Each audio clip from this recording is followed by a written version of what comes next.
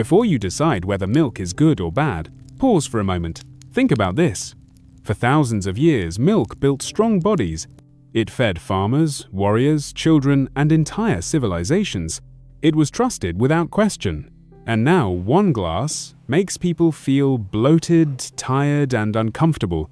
Milk did not suddenly turn against humanity. Something far deeper happened. What you pour into your cup today would be unrecognizable to the people who lived close to the land, close to animals, close to food. This is not a story about trends or diets. It is a story about what was slowly taken away. Heat, distance, speed, and connection.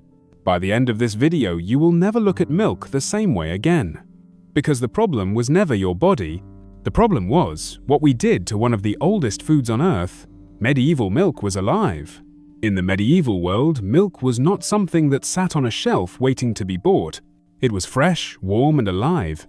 It came directly from animals that ate grass, walked under the sun, and lived with the seasons. There were no factories touching it, no machines breaking it apart, no long journeys that aged it before it reached the body. That milk still carried life inside it. It had natural enzymes that helped the stomach break it down gently. It had friendly bacteria that supported the gut and protected the body. It had fats that were untouched and whole the way nature designed them. Because of this, the body understood it. Digestion happened slowly and smoothly. Energy came without heaviness. The stomach did not feel attacked or confused. Milk at that time was not just something to drink when you were thirsty. It was food, real food, something that could replace a meal. Something that could support growth, strength, and recovery. Children grew on it. Workers labored on it. The sick regained strength from it. Today, milk looks similar but behaves very differently. Modern milk is treated until nothing living remains inside. All bacteria gone. All enzymes destroyed. Everything stripped away except liquid and protein. It is clean but empty. Safe but silent. Alive in appearance but dead in function. And when dead food enters a living body, the body struggles. It cannot recognize it the same way. Digestion becomes hard. The stomach becomes tense. The gut becomes irritated. Milk did not suddenly become a problem. The life inside it was removed. A living body expects living nourishment. When it does not receive it, confusion begins inside. And that confusion is what many people feel today. Without knowing why, heat took away what time had perfected. For a very long time, milk was never forced to change quickly. It was allowed to exist the way nature shaped it. Slowly, gently, in balance. Then heat was introduced. Modern milk is heated to very high temperatures to kill bacteria. This process is called pasteurization. It was created to fix problems caused by dirty handling and crowded cities, not because milk itself was harmful. But when milk is heated this way, something important is lost. The natural enzymes inside milk are destroyed. These enzymes were not extra. They were essential. They helped the stomach break milk down easily. They helped the body understand what it was receiving. Without these enzymes, the body has to work harder, digestion becomes slow, the stomach feels heavy, gas bloating and discomfort appear. This is why many people say milk suddenly does not suit them. It is not that their body changed. It is that the milk no longer helps the body digest it. Heat also removes the friendly bacteria that once lived inside milk. These bacteria supported the gut. They protected digestion. They balanced the inner system. When they are gone, milk becomes empty. It no longer supports the gut. It simply passes through, causing irritation. Heat also changes the shape of milk proteins. The body no longer recognizes them the same way. Instead of calm digestion, the immune system becomes alert, confused, defensive. This is why milk can feel inflammatory today. Not because milk is bad, but because it has been altered beyond its natural form. In the past, time did the work. Milk was fresh, consumed quickly, or slowly transformed through fermentation. Today, heat replaces time, and speed replaces patience. What once worked in harmony with the body now arrives damaged and unfamiliar. Milk was never meant to be forced. It was meant to be respected. When heat rushed what time had perfected, the balance was lost. Fat was once a source of strength. For most of human history, fat was not feared or avoided. It was valued and respected because people understood what it gave to the body. Milk naturally carried fat, and that fat was seen as a sign of quality, not danger. When milk was fresh, the cream slowly rose to the top, and everyone could see it. Nothing was hidden, and nothing was forced. That fat gave long-lasting energy. Instead of quick spikes and crashes, it helped the body stay warm during cold seasons. It supported strong bones, clear thinking, and stable emotions. Women needed it for balance and fertility, and men needed it for strength and endurance. In the medieval world, fat meant survival. It meant you could work longer, walk farther, and recover better.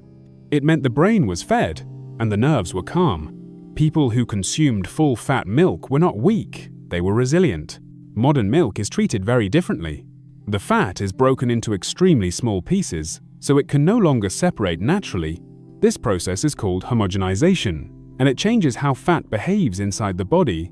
Instead of being digested slowly and calmly, fat enters the system in an unnatural way. The body does not process it the same. What was once steady nourishment becomes confusing stimulation.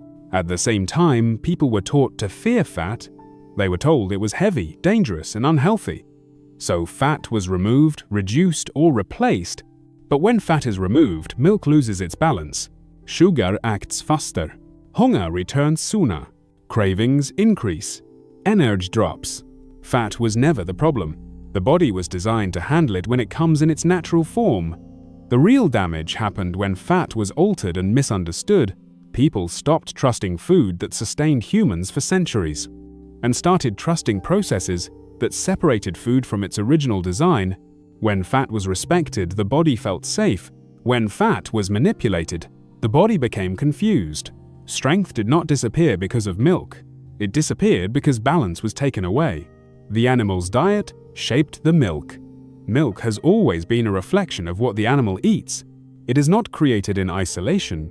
It is shaped every single day by the land, the plants, and the soil beneath the animal. In the past, dairy animals spent their lives eating grass, wild herbs, and seasonal plants. They grazed slowly, moving across open land. Their food changed with the seasons, and so did their milk. Spring milk was different from winter milk, and people understood this. Grass carries natural minerals and healthy fats. When animals eat this kind of food, their milk becomes rich and nourishing. It contains fats that support the heart, the brain, and the immune system. It carries vitamins that help the body absorb nutrients properly. This is why medieval milk felt satisfying and grounding. It did not create sudden hunger or strange reactions. It gave steady nourishment because it came from a natural diet. Today, many dairy animals are fed very differently. Instead of grass, they are given large amounts of grain. Corn, soy, and processed feed are common. These foods are chosen for speed and profit, not balance. When an animal eats this way, the milk changes. The fat structure shifts, helpful nutrients decrease. The balance the body once recognized is lost. The milk may look the same, but its inner quality is different. The body senses this difference even if the mind does not. Food is not just about calories. It carries information. The body reads that information quietly. When animals eat in harmony with nature, their milk carries that harmony. When animals eat against their design, the milk carries stress and imbalance. Milk was never just about the animal. It was always about the land. When the land was respected, the milk was nourishing. When the land was pushed, the milk followed. The strength people once felt from milk was not accidental. It began with grass, sunlight, and soil. Change the beginning, and everything that follows is changed. Fermentation was wisdom, not a trend. For a long time, milk was not meant to be consumed exactly as it came from the animal. People understood that time could improve it. They did not rush it. They allowed it to change slowly and naturally. Fermentation was a normal part of life. It was not something special or fashionable. It was simply how milk was made safer, easier to digest, and more nourishing. When milk was left to ferment, natural bacteria began their work. They broke down lactose into simpler forms. They softened the proteins. They transformed milk into something the stomach could handle with ease. This meant people who struggled with fresh milk could still enjoy fermented milk. It felt lighter in the body. It created warmth and strength. Instead of bloating, fermented milk also lasted longer without needing cold storage or chemicals. This was important in a time without machines, but it was also important for health. The bacteria created during fermentation supported the gut, they helped digestion, they strengthened the inner system quietly over time. Yogurt, kefir, buttermilk, and cheese were not accidents. They were solutions discovered through patience and observation. Today, milk is rushed. It is collected, processed, heated, packaged, and sold as fast as possible. There is no waiting, no transformation, no cooperation with time. Because of this, many people drink milk that their bodies struggle to handle. The work that fermentation once did is now missing. Modern people are told they need supplements to fix digestion. But the past used time and bacteria instead. Fermentation was not about making milk fancy, it was about making milk gentle. When this wisdom was removed, milk became harder for the body to accept. What once worked with the body now demands that the body adapts, and the body resists because it remembers a slower, kinder way. Freshness was once non-negotiable. In the past, milk was never distant from the people who drank it. It came from nearby animals and nearby land. People knew exactly where it came from and how old it was. Milk was consumed the same day or very soon after. There was no reason for it to travel far. There was no need to make it last longer than it naturally should. Because of this, the milk still carried its full strength. Its taste was richer. Its texture was thicker. Its nourishment was complete. Fresh milk worked with the body instead of challenging it. The stomach recognized it. The body accepted it calmly. Today, milk often travels long distances before it reaches the home. It is stored for days or weeks. It is handled many times along the way. Each step requires more processing to keep it from spoiling. To make milk survive this journey, it must be changed. Its natural balance is adjusted. Its living qualities are removed.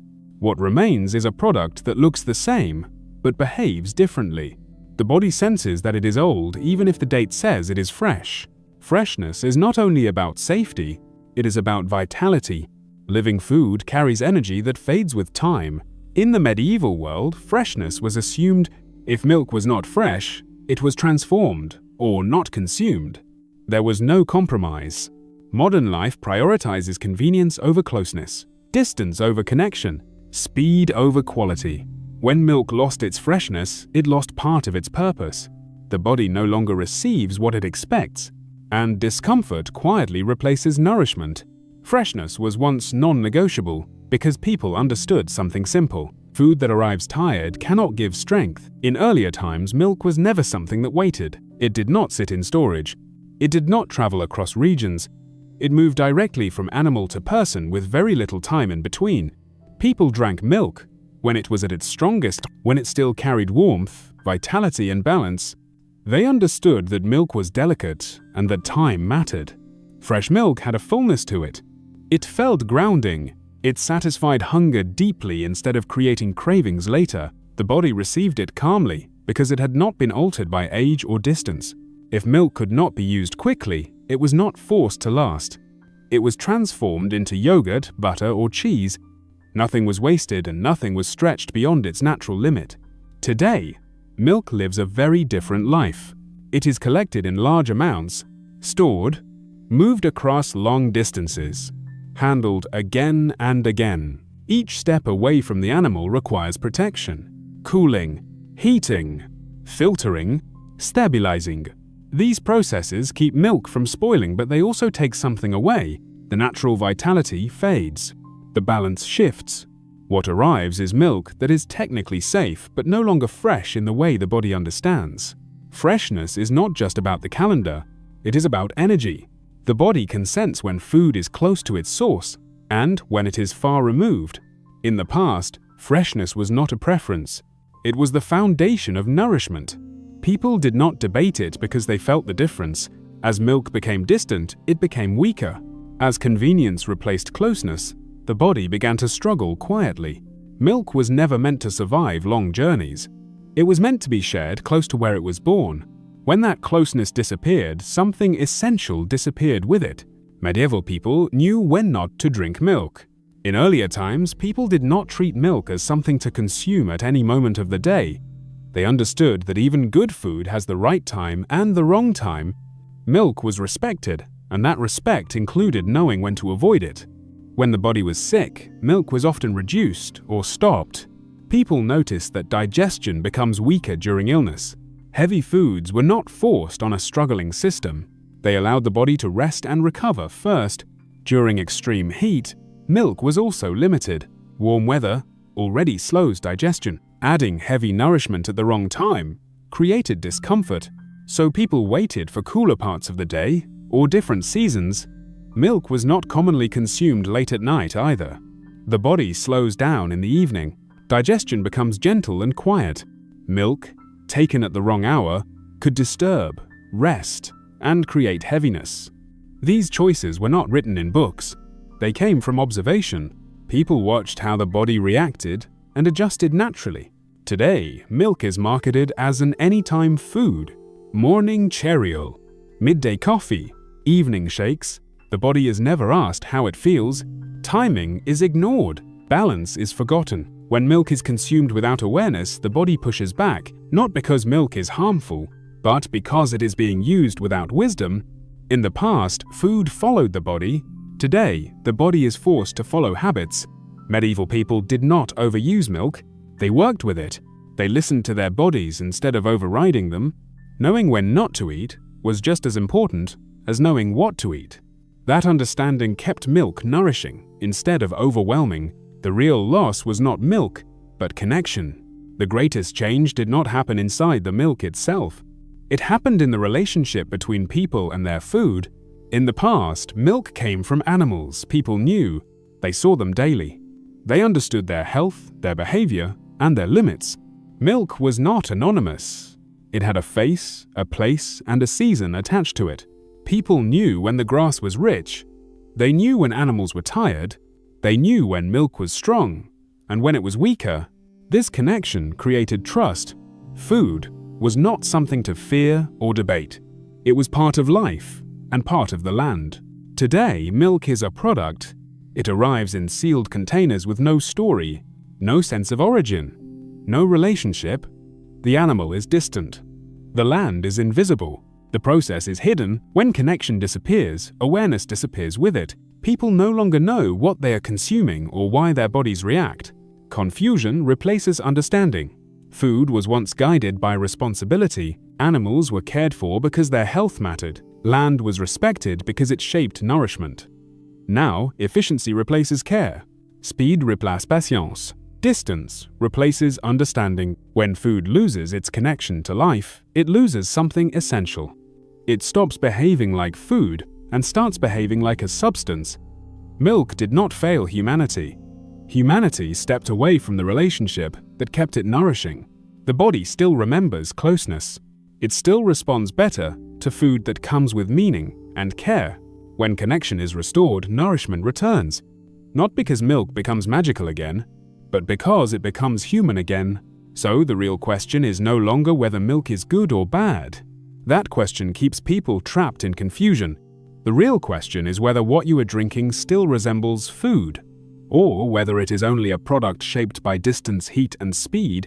For centuries, the human body lived in partnership with milk. It understood it, it trusted it, it knew how to receive it. That trust was built on closeness, on freshness, on patience, on respect for time, animals, and land. When those things disappeared, the body did not forget. It simply began to react. So, instead of asking why milk no longer feels right, ask where it came from. Ask how far it traveled. Ask what was done to make it last. Ask whether your ancestors would recognize it as nourishment, or whether they would see it as something unfamiliar. The body still speaks an old language. Quiet, but honest. It responds to food that carries life and connection. When you listen to that language, choices become clearer. Not through fear, but through understanding. Milk did not change humanity. Humanity changed milk. And the moment awareness returns, the confusion begins to fade.